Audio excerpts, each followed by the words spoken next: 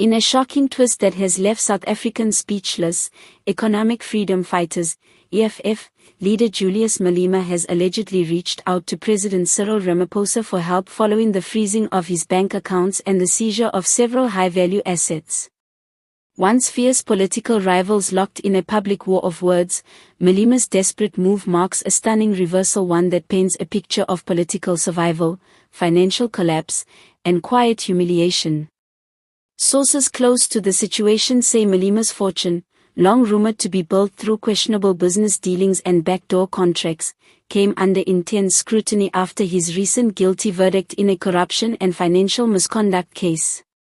Within days of the ruling, government regulators reportedly ordered the freezing of his accounts and the seizure of multiple properties, luxury vehicles, and offshore funds believed to be connected to illicit activities.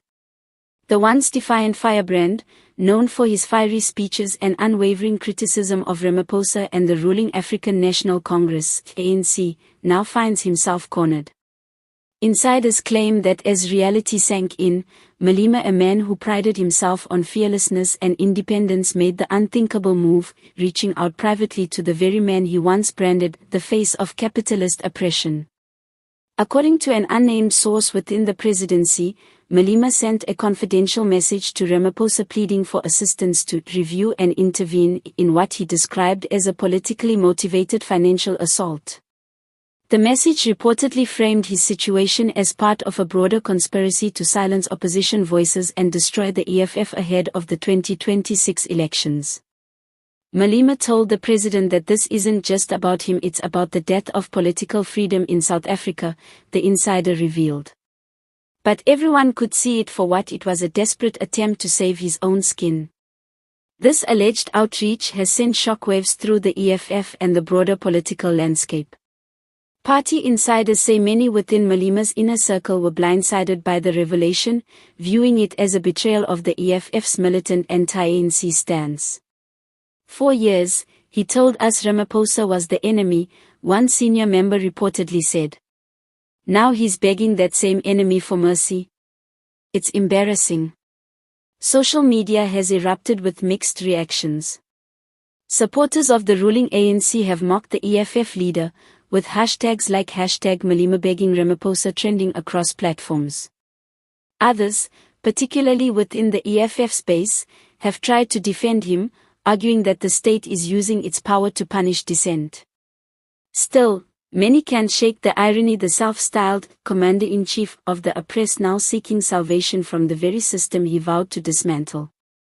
Political commentators describe this as a defining moment in Malema's career.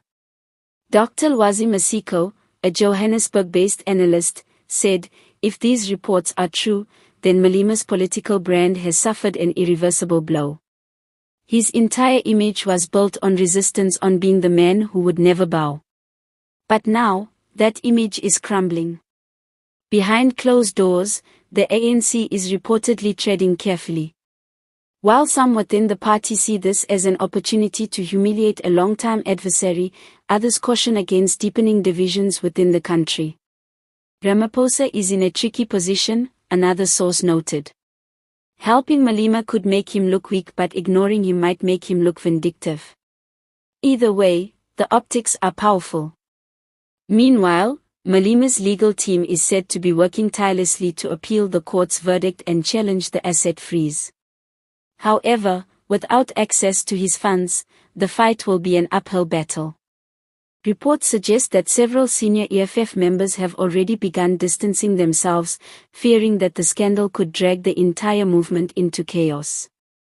The contrast between Malema's fiery public persona and his alleged private desperation has left many South Africans reflecting on the unpredictable nature of power.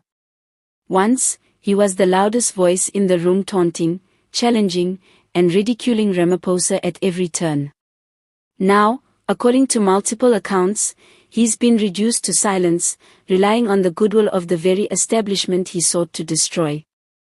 As the drama unfolds, one thing is certain: this moment marks a turning point not just for Julius Malema, but for the entire opposition movement in South Africa. The image of the revolutionary who once vowed to fight the system until his last breath may never recover from this revelation of political desperation.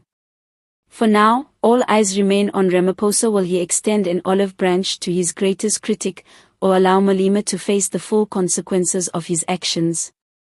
The coming days may decide not only Malema's fate, but also the balance of power in South Africa's turbulent political arena.